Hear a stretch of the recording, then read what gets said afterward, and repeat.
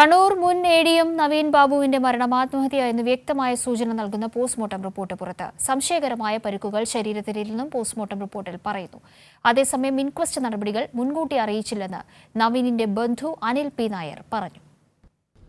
കണ്ണൂരിൽ വീടിനുള്ളിൽ മരിച്ച നിലയിൽ കണ്ടെത്തിയ എ.ഡി.എം നവീൻ ബാബു തൂങ്ങി മരിച്ചതെന്നാണ് പോസ്റ്റ്മോർട്ടം റിപ്പോർട്ടിലെ കണ്ടെത്തൽ. സംശയകരമായ പരിക്കുകളോ പാടുകളോ ശരീരത്തിലില്ലെന്നും പോസ്റ്റ്മോർട്ടം റിപ്പോർട്ടിലുണ്ട്. തലയോട്ടിക്ക് പരിക്കില്ലെന്നും വാരിയെല്ലുകൾക്ക് ക്ഷതമില്ലെന്നും റിപ്പോർട്ടിൽ പറയുന്നു. ഇടത് ശ്വാസകോശത്തിന്റെ മുകൾ ഭാഗം നെഞ്ചിന്റെ ഭിത്തിയോട് ചേർന്ന നിലയിലാണെന്നും റിപ്പോർട്ടിൽ പറയുന്നു. പേശികൾക്കും പ്രധാന രക്തക്കുഴലുകൾക്കും പരിക്കില്ല.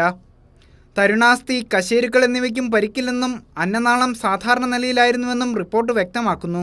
നവീൻ ബാബുവിന്റെ കണ്ണുകൾ അടഞ്ഞിരിക്കുകയായിരുന്നെന്നും മൂക്ക്, വായ, ചെവി എന്നിവയ്ക്ക് പരിക്കില്ലെന്നും റിപ്പോർട്ടിൽ പറയുന്നു. സുഷുമ്നാനാഡിക്ക് പരിക്കില്ലെന്നും റിപ്പോർട്ടിൽ ചൂണ്ടിക്കാണിച്ചിട്ടുണ്ട്. അതേസമയം ഇൻക്വസ്റ്റ് പോസ്റ്റ്മോർട്ടം നടപടികളിലെ ദുരൂഹതകൾ ആവർത്തിക്കുകയാണ് നവീൻ ബാബുവിന്റെ കുടുംബം.